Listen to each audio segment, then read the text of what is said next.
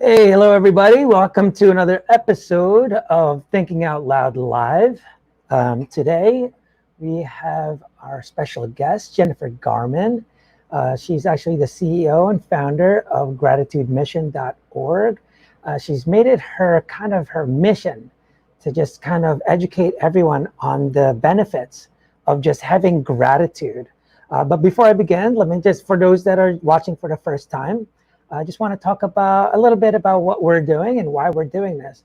So the show is basically made possible by our nonprofit called Start Day One.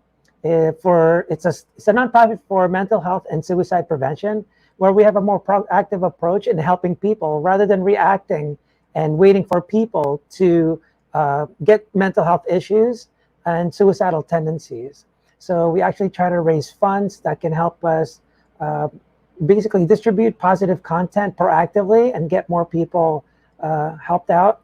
And basically sending speakers to different venues like schools, military bases, rehab centers, and things like that. So without further ado, I'd like to introduce our guest, Jennifer. Hello. Hi, Hi. how are Thanks so much for you? having me. I'm great. How are you?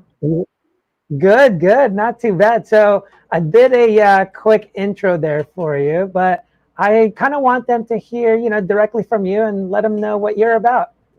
Basically, let us know a little bit of where you're coming from, how you got into, this mental health aspect of this, right? And what you're doing now, and then what you're planning to do. Sure, absolutely. So, I didn't really ever think about gratitude more than saying please and thank you, and that's how I was raised. Until I'll take you back about 15 years ago, actually a little less, but I was chugging along. I had a lot of balls in the air, a lot on my plate, and I thought I was doing really well. And just one night, the rug got pulled from under me, and I started getting massive insomnia. Just I could not sleep. And when I say insomnia, I mean I stared at the clock all night for nights, night after night. And I was just, thinking, oh, the next night I'm going to sleep. And this has never happened before. And I finally went to the doctor. I'm like, listen, I'm at my wit's end. I have to be able to sleep. I feel like I'm going to jump off a cliff. And they wanted to give me medicine. And it frustrated me because I knew that just it was going to be a Band-Aid and I wasn't going to find out what was actually causing it. And that kind of took me down this path for the next 7.5 years of chasing, what was it that I had? It turned from insomnia to all kinds of food intolerances, allergies, autoimmune diseases, Lyme disease. I mean, you name it, they diagnosed me with it, they treated me for it, and it didn't do anything for me. And after about 7 years, I was just like, okay, you know what?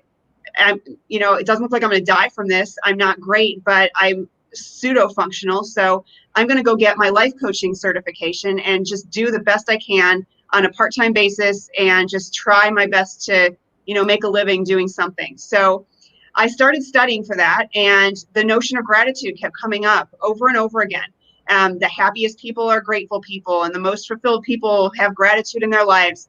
And I just decided, okay, I don't have anything to lose. I'm just going to start incorporating that in to my practices. And I was also studying neuroplasticity at the time. So I decided to bring that and marry the two together and practice them together. And I thought, you know what, well, let me concentrate on my health and see, if I can get my symptoms a little bit better through this and just play around. And within a week's time, my symptoms started to significantly improve for the first time in years. And so I kept practicing it. I was still very skeptical. I thought that this was a fluke and this was going to come back. And in a month's time, though, less than a month, actually, all my symptoms had completely gone away. And I was still very skeptical. And I started really digging into the research and the data and found out that this was not an anomaly. I was not the only one to be able to, use my thoughts and my willpower, so to speak, in a positive way to heal myself. And in essence, that's what I did. And so I decided I was going to try and share this with as many people as I could. I decided to start gratitudemission.org and take a product to market to teach gratitude to others, connect people together through a product called the Growing Gratitude Tree. It's a great family product that you can use to start a practice of gratitude and connect to people offline and in a real face-to-face environment.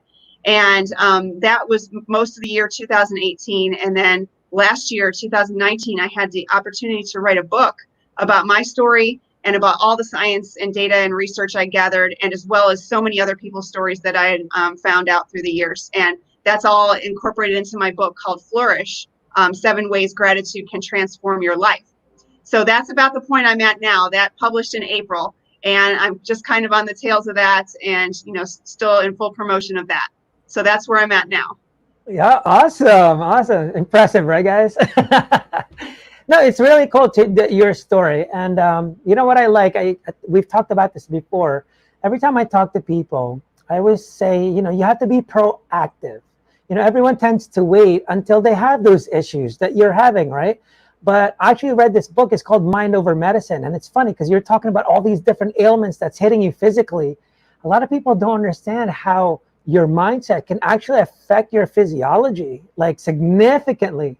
So so this lady, Lisa Rankin, did this research, and she was just like, I can't diagnose these people. And then when she started asking them different questions, like, what do you think your body needs to heal? Or, like, what's the problem and how is life and stuff like that? And she was surprised with the answers that she got, because she was expecting, like, well, I'm going to need like Ritalin, or I'm going to need like a couple of pills for my knee because it hurts, or, my belly, whatever it is. And she said she got different answers. She got things like, my marriage is really bad. I'm really unhappy, or I need to do something about it. I really hate my job. It's making me miserable. And then she started seeing, like, that's weird. And she started studying all the things that, doctors typically kind of don't look at. She was a doctor. Her parents were doctors, I think. So she was used to the whole scientific method. Like, no, she calls them quackery, She's like, no, I'm not going to get into this. But she was so attracted to the idea of the placebo effect. And so she was like, why are people getting fixed with their mind on this side? Like, just because, they didn't give them anything. So how are they doing that? Just because all in the mind, how come no one's looking into this? So she started studying it like big time. And it's cool. Like, you're one of those people, that, like, just by simply changing your mindset can affect your physical being, When did you first realize that was kind of what was helping? Yeah, so the first thing that I realized in a big way was my energy just went through the roof. And I used to be one of those people that, I would lay in bed, I would dread the alarm clock. When it rang, I'd hit it at least 2 or 3 times for snooze. I would drag myself out of bed in a stupor. And one of the first things that came was just morning energy, just waking, feeling rested, and feeling like it's time to get up before the alarm even went off. And I was like, well, that's weird. That's never going to happen again. And it happened again. And it was just the most bizarre thing. That's when I started realizing, like, well, maybe it's what I'm doing, but, that's not enough. I need all my symptoms to go away too. But that was the first thing I noticed. Wow. See, that's so interesting. I like the way you're thinking already, right? So I always kind of think of, like, who's watching this, right? Whenever you have a problem, you always have to make sure you're looking for the cause, not just the result of things, because people will just say, like, oh, my knee hurts. Well, what's causing it? Are you doing anything? Are you, what's causing the pain? Just don't go, my knee hurts, or, whatever the ailment is. And, you're kind of always kind of following, like, where is this coming from? Like, what's happening to me, Right. So it's really good to see that. Just for people, because I know you kind of mentioned neuroplasticity. Can you explain a little more to people what that's about? Yeah, neuroplasticity, it sounds like this term that it's like, whoa, I'm never going to understand that. But it's literally the brain's ability to change itself or rewire new neural pathways. And if you think about it in terms of, say, somebody that was hit, in a car accident, and they had a spinal cord injury, and they now don't have use of their legs. There's actually techniques they're using through neuroplasticity to retrain neural pathways to be able to have movement and regain some function in their legs. And before before, 10, 20 years ago, people didn't even think this was possible. They did not think the brain could regenerate and create new pathways like this. And it's just, the field is just, the research is coming out daily, and it's fascinating.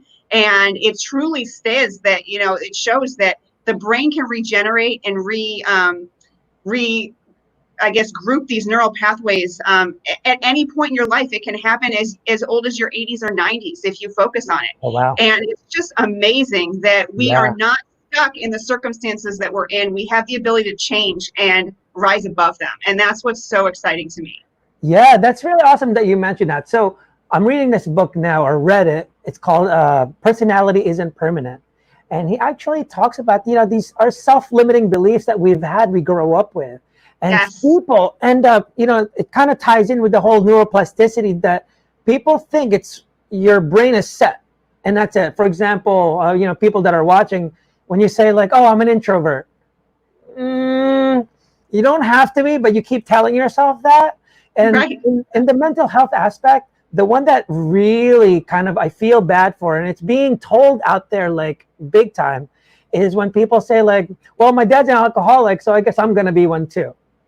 Or, like, oh, suicide is hereditary. Well, you're not looking into like your lifestyle though. If his dad kicked his ass and this guy's kicking your ass, it just kind of keeps on going.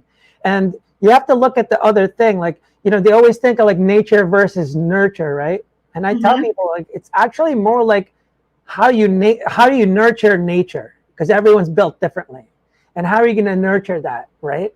For one of the biggest things I say, like, when people think someone's set, ADHD kids, right? It's like, what do I do with this kid? Like, oh my God, he's going to be like this forever. So they go to the doctor and get pills for him to slow him down. But what really woke me up to that is, I have a husky. So huskies are wild. They're like hyper. They're basically ADHD dogs. And my wife was like, yeah, imagine giving Blizzy pills for being hyper. So I tell people like, oh, that's so weird. That's true. How come we don't do that to puppies, but we do that to our kids, right? And we just think that they're never going to change and all this stuff. And we kind of resort to like these external factors all the time, right? When people are depressed, like it's like they think actually, I don't like when people say that it's now fixed. Once you're depressed, that's it. There's no other way to fix it other than like, I don't know, it's become the cause of the depression became the cause of their depression. It's so weird. Right? Yeah, it's so true. And unfortunately, our medical system is so broken that doctors have so little time with patients that they cannot spend enough time to drill down to the root cause. Yeah. They have barely enough time to go over the symptoms and try and find a match to the symptoms to put a Band-Aid on what the patient is experiencing. Yeah. And it's just getting worse and worse. And unfortunately, we're getting sicker and sicker because our health system is so broken. Yeah, I agree. And actually, that's one of the things the doctor wrote about. It really woke her up. She got so sad. She had this patient, she was seeing, and she actually saw this note. It was written to her. She was going to tell her something and just talk to her, but she said, but you never let go of the door. Like you didn't even, so, and then she got, really affected her, because the reason she became a doctor was to save people, help people. And then she's like, oh my God, I've become the doctor I didn't want to be, So that's what really kind of transformed her. She went through her own issues. She also went towards suicidal tendencies and things like that. She ended up getting, ailments like you had, physical things that she was just like, what is wrong with me? And she started seeing like, it's based on the stress response, and the relaxation response is actually the counter to that. And so what I like, with gratitude, I always tell people everything seems to stem from your perspective, like almost all the time. I have watched so many people. You can look at Tony Robbins. You can talk at any like motivational guru. It's always like, oh, I was going through this hell and this and that, and all of a sudden and then change their perspective. There was no magic pill. There was no lottery that was won. There was nothing happened. Nothing happened other than they changed their perspective. Yes, perspective is huge. Yeah, what I like about gratitude is that is one of the most significant things that can really change your perspective. So I know I want to talk about your book. So we're kind of going to talk about this a little bit. So, ladies and gentlemen, she has a book. It's called Flourish. With 7 ways gratitude can transform your life. So let's bring it on. Let's talk about the 7 things. Yeah, so in all my research, there's actually more, but the 7 most significant ways that gratitude can change your life is what I focused on in the book. And so I'll just kind of go through them real quick. So it's self-worth. It improves your self-worth, the practice of gratitude. It improves your mental health or your mental well-being state. It improves your physical health. It improves your connection to other people. Your ability to handle adversity is affected in terms of, bad things are going to come. It's inevitable, but it's all about the perspective and the ability to shift back into a positive perspective. And that's another thing gratitude does. It's scientifically proven to increase happiness. Yep. And my favorite thing is that when you focus on things that you have and the abundance in your life, you actually increase that. So when you focus on being grateful for all you do have, you actually get more.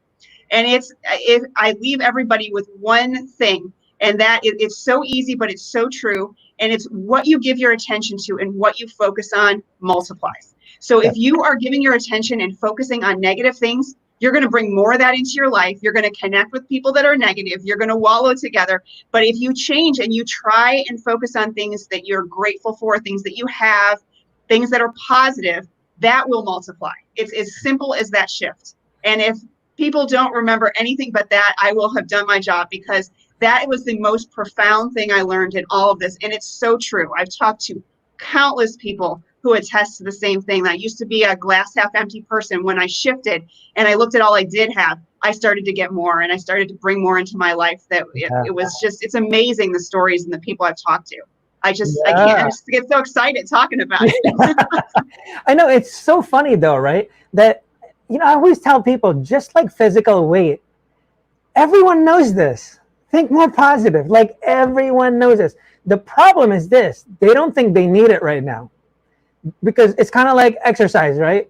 The difference is with physical, you can tell when you're gaining. You're like, geez, I gotta get to the gym, So, but there's times you get so distracted that you just, all of a sudden, you're 500 pounds and going, what the hell happened? The mental part, it's so hard. There's no, you can't see anything. There's nothing really to measure. It's very difficult to measure, right? It's invisible. And so people don't understand. And it's like, dude, everyone knows to have more gratitude. But it's just like, no, you really have to actually implement it. So anyone that's watching, everything Jennifer is going to teach us and tell you are going to be completely meaningless and useless unless you make a decision. Nothing. I've talked to so many people, and I was actually talking to someone else before this. We were talking about loneliness and things like that. And I told them, no, most people are insane. They're insane. They complain about things they do nothing about. Absolutely nothing about. I'm this. So what are you doing about it? Nothing. Yeah. Crickets. And I'm just like, that's odd. You keep complaining about the same thing. You're going to complain again next week, next month. Well, you know what? It's odd, but the research points to the fact that 95% of our day and our lives are run on autopilot. And when you think of it in that way, you only have about 5% of original thoughts or something that's off autopilot for the whole day. So if you think about that, it makes a lot of sense that people get stuck in these ruts. They get stuck in their ways. And it's so hard to get out because we don't realize that everything that we do, for the most part, we drive to work and we think I don't even remember, driving that route. I can do it in my sleep. But that's because we're on autopilot in everything we do. If it's a repetitive thing, we just flip over into that switch and we just go on autopilot, and we, daze and dream about other things. And it's just how we live our lives. And unfortunately, it's very hard to get out of ruts when you're living on autopilot. Yeah. And that's why, some of these guys are saying, and I've learned that the things that you do, especially your sense of purpose, your passion, all that stuff, those are all actually intentional. People tend to think it's going to come at them. All of a sudden, they're going to get this gratitude. All of a sudden, they're going to get this passion to be like people feel lost and they're just trying to find themselves. It's like, but it's actually an intentional thing to do.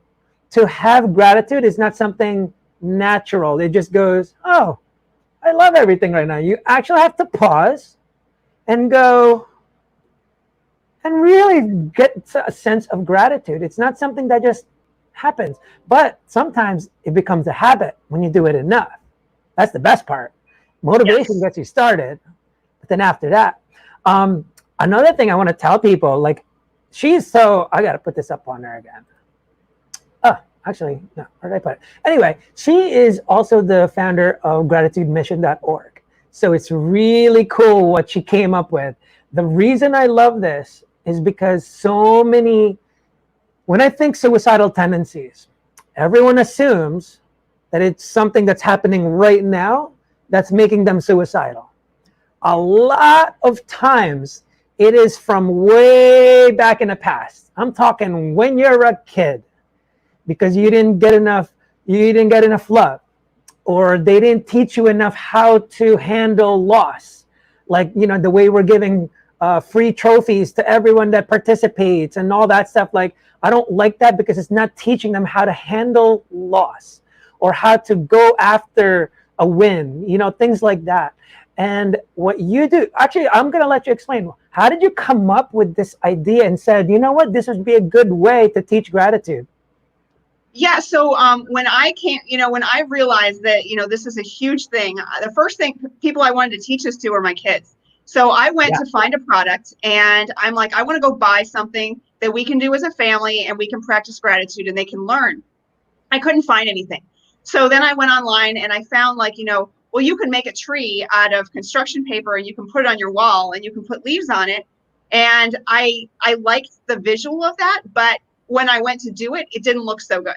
So I went and I purchased the contact paper, the vinyl paper that you see, you can see these little sayings and things that people put up on their walls and decorative stuff. And I purchased that and I created my own tree from that. And my kids, we write things and we'd add the leaves to it. And I would get a lot of feedback from people that, hey, I want one of those. Where'd you get it? And I told them, I made it. And they were so impressed, I guess, with my artwork, which was funny, that they said, you should take this to market. So enough people said that. And then I started looking into actually doing that. And one thing led to another. And then I had a product and I had a supplier in China. And next thing I knew, I was getting my product on the Home Shopping Network, which was really fun. Wow. So that was really cool. That was a huge thing. That was terrifying but fun. Tell me some stories of people writing you about the product and stuff. Yeah, I've heard from so many people, especially parents, that tell me that their kids are changed, that they're more patient, they're more accepting of things. They're, and this is what I love to hear, because this is, it brings this into our lives. We have this Amazon mentality right now where everything should be now. And if I don't get it in 2 hours or 2 days, there's something wrong. I don't want to wait for anything anymore. Yeah. Well, patience and waiting for things that you want, and especially waiting for good things you want, that's a part of life. And we have to have that kind of patience. And we can't let things go immediately into frustration. But when you flip the lens and the switch over to gratitude, you realize, hey, I've got a lot. I can wait for that, you know? And it becomes a lesser thing. It's not, this whole, I need this now. And I had to have that yesterday. And, we're just like all of this like urgency and this sense of everything ASAP kind of, it gets toned down. That's so funny. I just saw this thing. It's one of those things that kind of pop up like, oh, how to be happier kind of thing. And all these like big gurus, this one guy, I forget his name. Actually, my wife has met him before. This like Asian dude with like white hair, super smart guy. But anyway, I just saw this just today. And he mentioned like the marshmallow effect, the marshmallow test. The marshmallow study. Yes. Absolutely. I love that. Yeah. Oh my God. And I was just like, that's interesting. So to people, can you explain the marshmallow test to people that doesn't know anything about it and what it is and how gratitude kind of goes into that? Yeah. So I want to say they were preschoolers. They were really young kids that they did this with, but they gave them the choice. So you could either have a marshmallow right now, or you could wait for a period of like, they put it like 8 or 10 minutes, like, just beyond where most kids that age could tolerate, and say, if you wait this till the clock or the timer goes off, you can have 2 marshmallows. Right. And for the most part, all the kids took the marshmallow. They did not want to wait for the gratification and the abundance of 2 marshmallows. They just couldn't do it. They just had to go for the one. That's so funny. And on top of that, what he said was that the kids that were actually more, I guess, poor compared to the ones that had it, were more likely, obviously, because their mindset is, when am I going to get the next one? It's that mindset of that poor dad, rich dad mindset, Yep. Yep. I totally believe that. I've seen it, the changes, even with my wife and stuff. She just looks at things differently when you have a different perspective on money and value and delayed gratification and things like that. You just have a different sense of it. And Yes. when you're brought up, and it's a mindset. It's not because you're poor, you have the choice to wait on the marshmallow.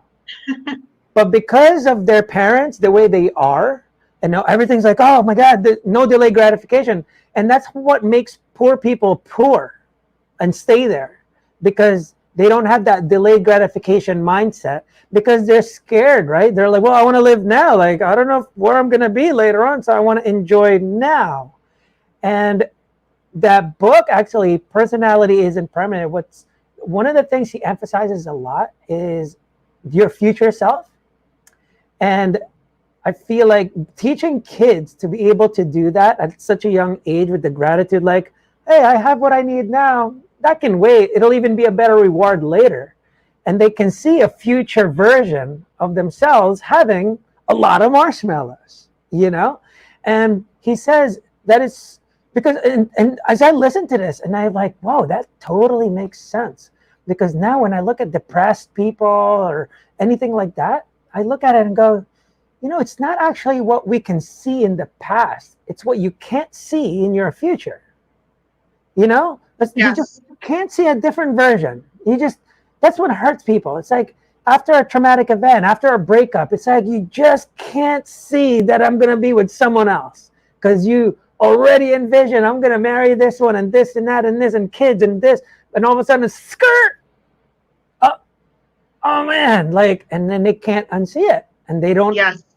And they go into craziness, right? The inability to pivot. And pivot is such an important skill to learn. And I drill this into my kids all the time, is like, life is not going to go your way. You can have it all planned out, mapped out perfectly, and you are going to get thrown curveball after curveball. And you just got to learn to turn, pivot, and keep going. And it might be in a different direction, but it's not a bad thing. It's usually, it very well could be a good thing. And, I give examples all the time to my kids of things that have happened to me, and, my illness, for example, look what I'm doing now. I couldn't have imagined this life.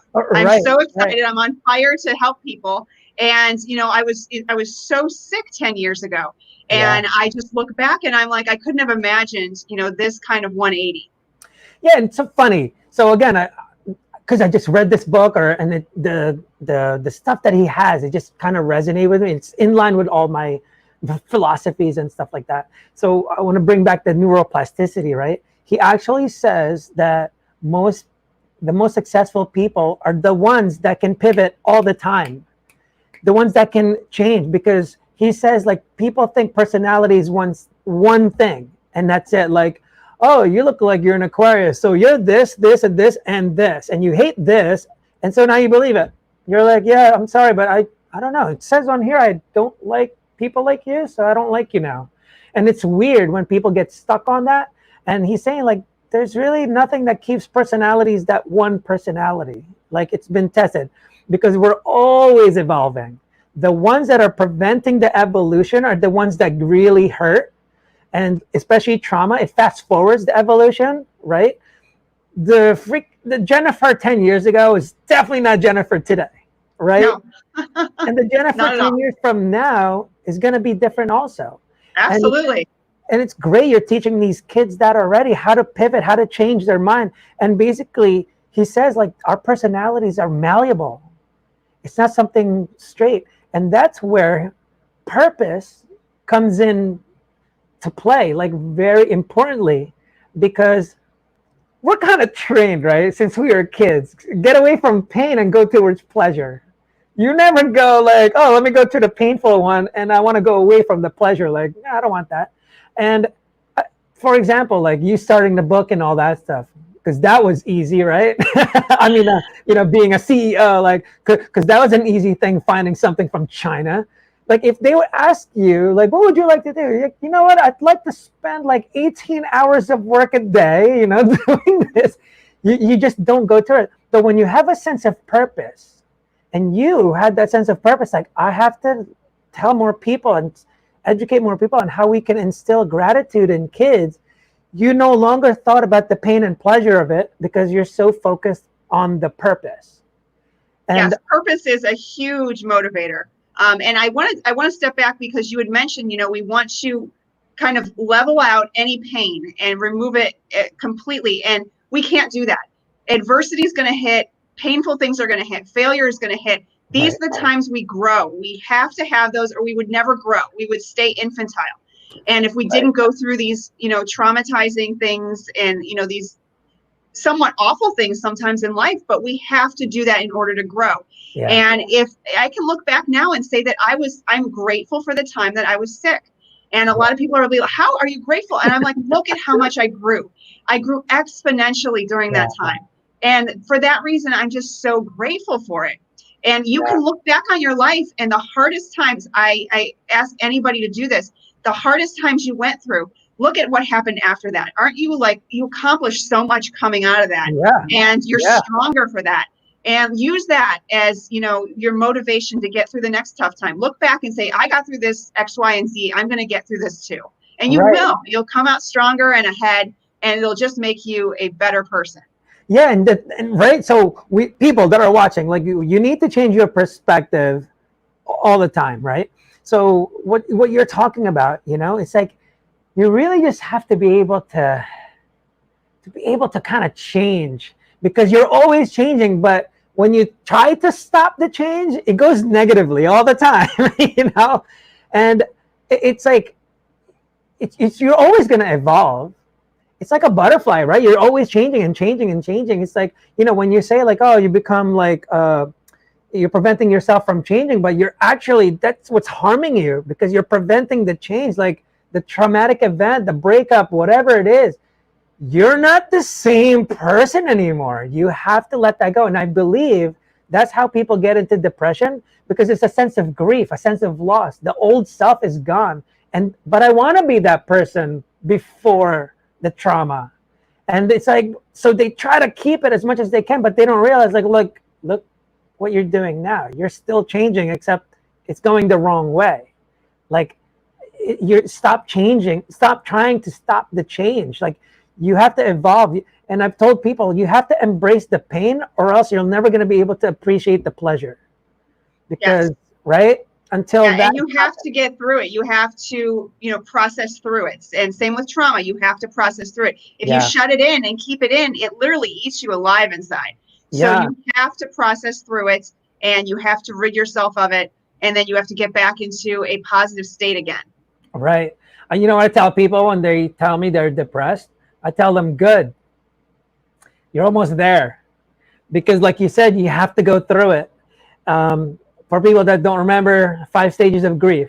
It's denial, anger, bargaining, depression, and then acceptance. Yeah, so depression's almost there. Yeah, almost there. Almost there is always the hardest. Out of DABDA, the only thing positive was acceptance. That is it. These are all negative behaviors. But you have to go through this. That's why they studied. Like, sometimes you jump back and forth. You go back to denial. You go back to bargaining. But depression is almost always the end. You almost don't go back to denial once you're depressed. Like, that's it. But you're almost there. And I tell people, it's kind of like the marathon. The finish line is not the easiest, guys. That's the hardest part of the marathon. When you're going to school, getting your master's or whatever, the final exams is the hardest, not the easiest. So you're almost there. It's such a pain. Every journey sucks for great destinations, almost all the time. And people that aren't sure what I mean by that, it's kind of like when there's no journey to something, it's not as attractive to us. The destination isn't that great when there's the journey is not sucky. For example, Hawaii, right? So far. We try to go there like, oh my God, it's paradise, the beach, the ocean. That'd be so awesome. Do you know how many local Hawaiians are on the beach? You don't really see them there. No. Why? It's there every day. Every day. It's kind of like I'm near New York. I don't go to the Statue of Liberty every day, but people travel from around the world just to see it. Just to see this, just to see that. And you always take it for granted because the journey to it is like, there's people that live in Jersey that probably never saw the Statue of Liberty because it's there the whole time. But I'll go to Paris and see that Eiffel Tower, you know what I mean? And so almost every time when the journey, it's almost not a requirement, but it almost always sucks and makes the destination even better, right? Almost all the time. And when I say required, people don't kind of understand. You know how you were saying before, like, it's such a good thing sometimes to go through the negatives and stuff like that. One of the ways I try to explain that is like, have you ever seen a movie that had no conflict or struggle or challenge? Yeah, and they're horrible movies. But right, you don't hear richest to richest story, really. The best movies overcome a monumental adversity, and the bigger the adversity, the better the movie. Like right. Rocky, like think of all the very great movies. Right. The adversity was monumental, and it was almost a miracle that they overcame it. But it was right. Such a great movie because they persevered and they did. Yeah. Yes. Yeah. And it wouldn't be the same movie if you took out all the negative part. That doesn't really it's not that what. So he got this and he was rich, but was he always rich? I don't know. But when you don't see what they went through, it doesn't really do anything. And when I talk to kids, since you deal with kids and stuff, I always tell them, like, do you play video games? Does the level of difficulty, does it get easier or harder, the video games? And they're like, it's harder. How about the easy games? You don't like playing those? No, it's boring. It's like, when it comes to life, and it's funny, it's something you got to teach the kids, right? Yes. All of a sudden, our lives, when we're set a challenge, it's like, we think like we're cursed or something, we're never going to get ahead. But it's actually making, I like that you keep saying it's your stories, these are your stories and stuff, because this is all those stories accumulated is your movie. Right. Like Jennifer's movie is awesome right now. This is something you want to watch. Like if you could freaking get a whole thing, a movie on Jennifer, it's like, wow, she did this and she did this. But if you're just here talking to me and just like, oh yeah, wrote a book, killed it. like you didn't go through it, you just kind of killed it, huh? All right. Nobody wants to hear that story. It's a click. But right, and so that's kind of the best way. So that's how I try to help people change their perspectives, because sometimes when they can relate and understand, that's when they go, oh. And then when I give them that kind of perspective, it's a lot easier because, so this is what I've seen. I wonder what you think about this. I believe that everything, because it has to be intentional, starts with a purpose. Once you have the purpose, that's kind of your why you're even going to the destination you're trying to get to, right? It's the why you're driving, why you're going. Once you have that purpose, you now have to see what your perspectives are about. Because sometimes you'll say, I really want to write this book and spread your product and really spread this whole thing of gratitude. That was your purpose. But then your perspective is, but I don't really have enough time. I have kids, and that your perspective is that it's like it's not in line, right? So your perspectives almost becomes your directionals, right? So this is the why, and then it becomes like, well, does your perspective follow your purpose? If your purpose is to get gratitudemission.org out there, not saying that you don't have time isn't really in line, And so it kind of keeps you in line to what's going on. sometimes we need inspiration. So here's the difference between inspiration, guys. Inspiration is what changes your perspective. The only reason you want the inspiration is that you can arrive at a decision. Because once you have the right perspective, there's no way, like I said before, there's no way you have this perspective and then decide to go this way. Impossible. Yeah, and I love, someone once said, inspiration connects you to motivation. And I love that, because inspiration, drags up something emotional inside you, and then it motivates you. And another way I love to shift perspective is by using gratitude, because literally gratitude is the polar opposite of depression and anxiety. You cannot be depressed and grateful at the same time. You cannot be anxious and grateful at the same time. Exactly. And if you look at depression as like you're stuck in the past, and anxieties you're stuck in the future, then think of gratitude as you are living in the full present. And that's the way that you want to look at every situation as best you can. Is like, what do I have now? What can I focus on that's positive? What can I be grateful for? And that's when the shift of the perspective of gratitude really takes into play. Right. Yeah, exactly. And that's kind of like, sometimes it helps me out, because I have like different businesses that I'm dealing with or whatever. A lot of times I have to keep the gratitude in check. I have to go like, dude, you're already happy. Look what you got. Chill out. These are just bonuses. These are extra if you kill it with this startup. If you end up doing this, those are just all extras. Remember that you're already happy right now. And then once I do that, and my wife is the reminder of that every time, I'm just like, who the hell am I when she's all stoked on, I'm good, and then it just really changed my perspective very easily.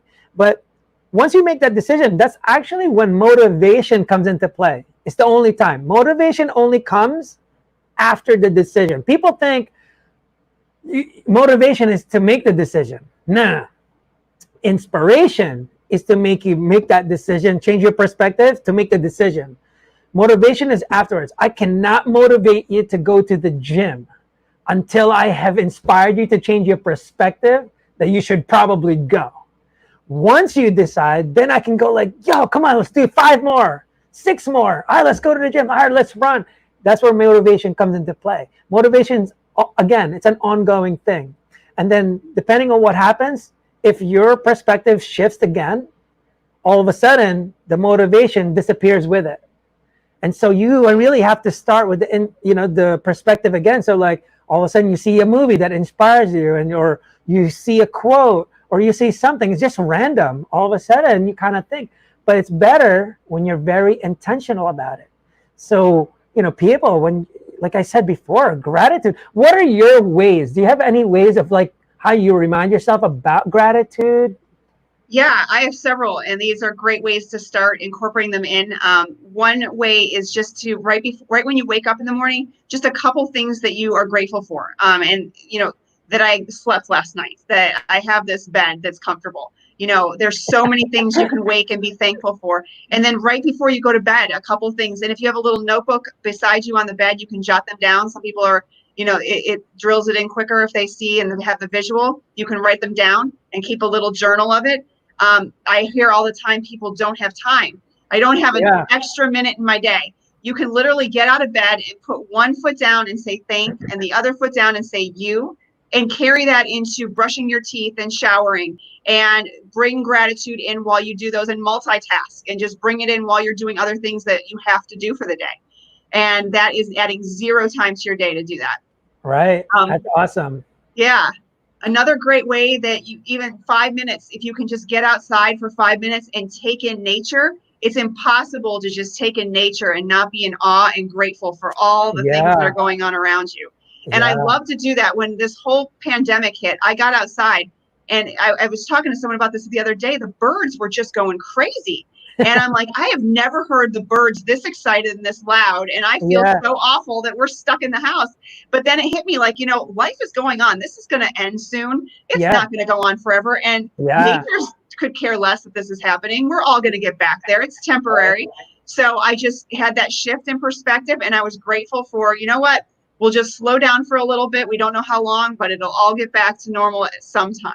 Yeah, good for you. And people, like, you gotta also remember there's so many benefits of just nature alone, like So grounding and all that stuff. It's yes. actually really healthy for you. And I saw this thing, I don't know if you read anything about this, that they said even looking at nature can actually help your mental health. It like just puts you in touch with nature. It's so weird. Like, is that true? Like, have you read Yeah, anything like that? I think it can take you out of like a fight or flight response into more of a systemic, slowed down response, just watching Gotcha. nature, even watching a video.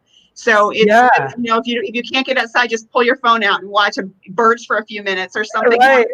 That's so funny. And it's great, right? It's like, people that haven't really taken advantage of this. I mean, I actually, during the pandemic, I remember I feeling kind of like, not, I guess, kind of feel bad for people that live in the cities and stuff because they don't have the opportunity to just enjoy nature that quickly. But it's like even a patch of grass actually helps. Just putting your feet in the grass, being by the tree, looking up at the tree, things like that. And Yeah, you know what? I'll give you an example. I did this 2 weeks ago, and my kids were going, "What are you doing, Mom?" I actually pulled up a YouTube video of ocean waves, yeah, and I cast it to my TV, and I sat back with a glass of cold water, and I just relaxed. Like, I was bummed that we weren't taking our vacation that we had planned for a year yeah, and a half, and I was like, you know what? This kind of feels like I'm at the beach, and it was so relaxing. that's And I great. had it up for about a half hour, and I literally had a hiatus at the beach in my Yeah, mind with a cold drink, and I was kicked back, and it was wonderful. So you can even do something like that, and it's right. just awesome. That's a healthy session. Like, and people think like it's only a yoga that does it. Like it's not that. That's just a form of it. Obviously, it's a deeper form of it. And the great thing about it, especially when you have physical issues and stuff, it's because it puts you into that what do you call that? The relaxation response. Yes. And because supposedly the only time your body heals is during relaxation response. And the reason people get these like ailments and issues physically is because your brain doesn't really know the fight or flight response, right? They don't know that it's a tiger or you just hit your car like a bump. But then you're going like, oh my God, but the insurance company now, and then oh man, I'm late. Instead of it stopping that you're safe and you're alive and cortisol doesn't start pumping, right? The fight or flight keeps on going. And then you're stressing out. And that's what causes, because all the cortisol that's being pumped out, because it's like fight or flight, fight, flight, like your It's body constant. doesn't know. Yeah, for some people, it's absolutely constant from the second they wake up to the second they go to bed. They're Right. living in this stress mode, Right. and we are only hurting ourselves living in that. And we all know it. Stress is awful. It's just as bad as smoking a pack of cigarettes a day or 3 packs. I don't even know the science, but it's out there in terms of how much you smoke versus stress. Yeah, when they say loneliness is actually worse than smoking 15 cigarettes a day. Wow. Yeah, and I'm like, wow, and it causes all sorts of issues. Like, there's like a list of them. Like, wow, it's this. Obviously, depression is one of them, and it's really insane. I love that you're just so proactive about the things that you do, and I really seriously like the gratitude mission and with the tree. It's just so I rarely hear any good solutions when it comes to depression. Everyone is very reactive. They always say like, hey, Jennifer, call me when you're suicidal. Yes. Well, when you're suicidal, okay? Now, don't get me too early when you're an alcoholic. That's way too early. Call me when you're hanging off the cliff. Yeah. Exactly. It's insane, right? And that's how they all are. They're very responsive. Even on World Suicide Prevention Day, all the articles that come up, we have to teach people how to look for the symptoms. Like, to look for the symptoms. You're telling people to look for the symptoms? That's insane to me. And I always refer to it like diabetes. And I always say that's like teaching people to look for diabetes and then telling your kids, eat whatever you want. Because I know how to look for diabetes.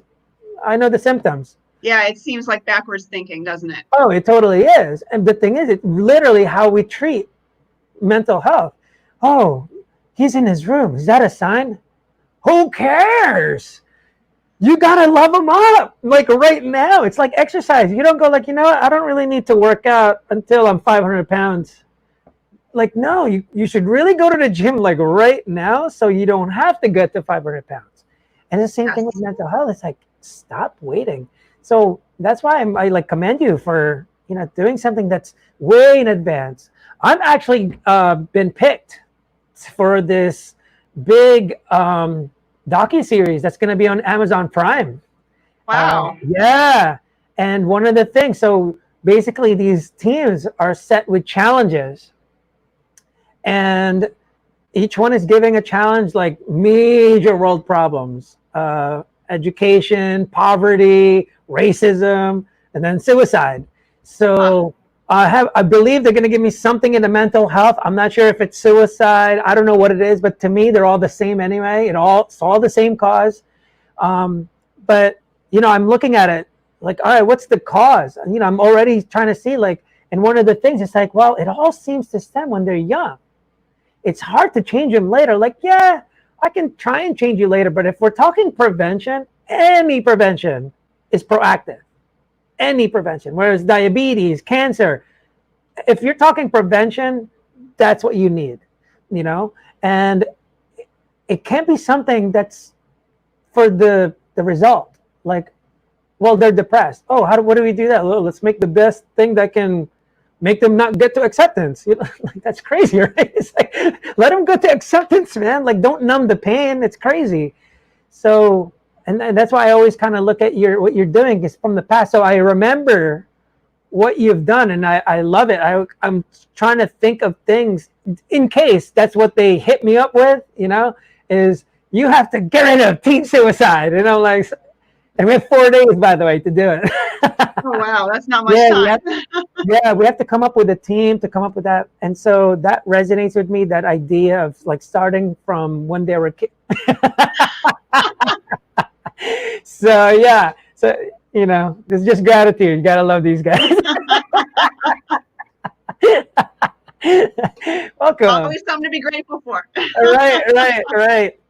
But everyone that's heard her talk and stuff, I just want to show, just to let them see what it is. So make sure you check out her book. It's called Flourish: 7 Ways Gratitude Can Transform Your Life.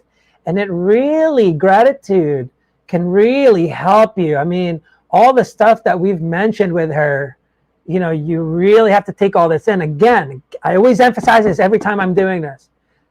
Not a fucking thing we've said will make a difference unless you make a decision about it. That's the only time. And that's the biggest thing that we promote with like my apparel companies. It's like, it's all about the decision. You can get motivation all day long, inspiration all day long, but without that decision, it's nothing. So that's kind of what you have to just focus on. So we kind of lucked out with your the 5:30. What do you call it? Yeah, it works out well. Yeah, it looks like you didn't glitch out at all. Not at all. Yay. Yeah, exactly, right? So yeah, so that's kind of cool that we're doing that. Anything else like scientifically? Any kind of scientific study with gratitude that you can kind of talk about? Like, well, the most compelling thing that I found with the practice of gratitude, and you kind of alluded to this too, is so depression and stress, if you think of these things as a frequency, they're very low frequency vibrations, emotions.